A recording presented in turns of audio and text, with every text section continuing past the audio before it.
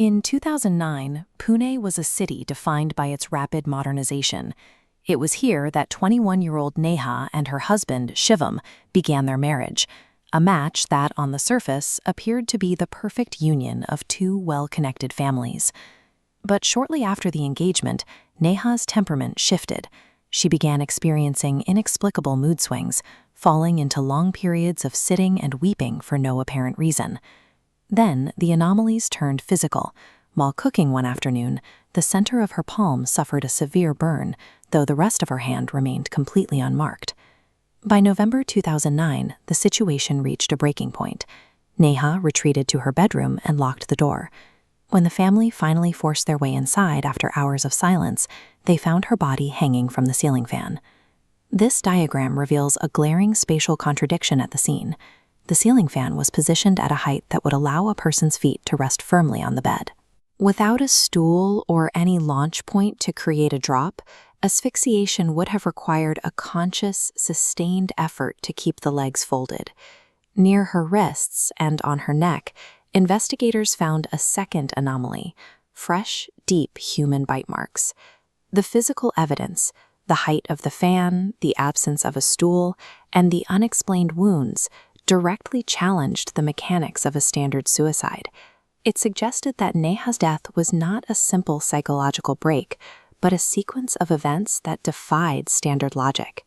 In the months leading up to that night, the family had traveled toward Hyderabad to visit an ancestral deity, hoping the trip might stabilize Neha's worsening condition. During the journey, Neha suddenly launched into a violent assault against her in-laws inside the train cabin. The outburst was so severe that the family had to physically restrain her, eventually using medication to force her into a deep sleep. When the train reached the station, the violence was replaced by a total, unnatural limpness. Neha did not wake up. She remained entirely unresponsive as they carried her from the platform. At the hospital, doctors were met with a medical paradox. This visualization represents her nervous system firing at a peak and then abruptly shutting down, despite her vitals and medical reports remaining perfectly normal. She was physiologically healthy, yet her body had essentially ceased to function. With no medical explanation for her trauma, the family was left without a framework to understand what was happening, leaving them vulnerable to the hidden motivations of those around them. After Neha's funeral, a renovation of her bedroom led to a discovery beneath the floorboards. Tucked under the four legs and the center point of her bed were bundles containing bones, blood, and ritualistic items. Placing these items required intimate access to the house.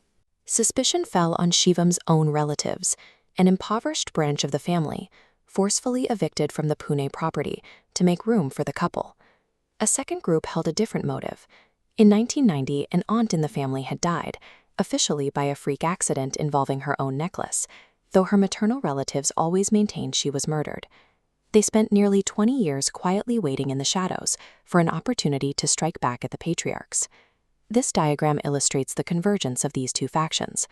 The evicted tenants provided physical access to the foundation, while the 1990 family provided the motive and ritual knowledge. Together, they targeted the center of Shivam and Neha's new life. The presence of the ritual items beneath her bed suggests that Neha's death was the result of a calculated effort, utilizing both physical sabotage and deeply held family grievances.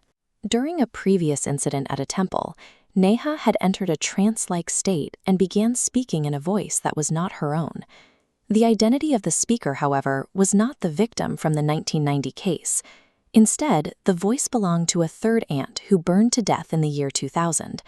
She claimed she was targeting the family over a timeline shows a woman killed in 1990, another in 2000, and a bride targeted in 2009. The entity claimed the earlier deaths were covered-up homicides. Conspirators seized this history, channeling the 2000 spirit toward Neha as a proxy weapon.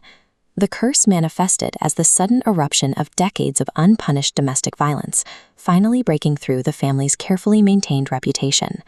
In 2018, the family's secrets faced a final reckoning when the Supreme Court of India officially reopened the investigation into the 1990 choking death. The uncle responsible for that death was arrested. Shortly after being released on bail, witnesses observed him handing over all his money and valuables to beggars at a railway station. He then took his own life by jumping in front of a train.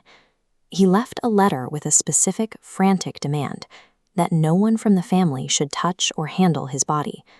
However, Neha's eldest Mousie, who considered herself a master of the occult, ignored the warning. She insisted that her young grandson perform the final funeral rites, believing her own knowledge would shield the boy from any harm. Within weeks, the Mousie's daughter died in a bizarre fire. Exactly 1 month later, the grandson who had handled the uncle's body was killed in an accident. The true horror of the case lies in the reality that greed, abuse, and domestic murder cannot be hidden forever.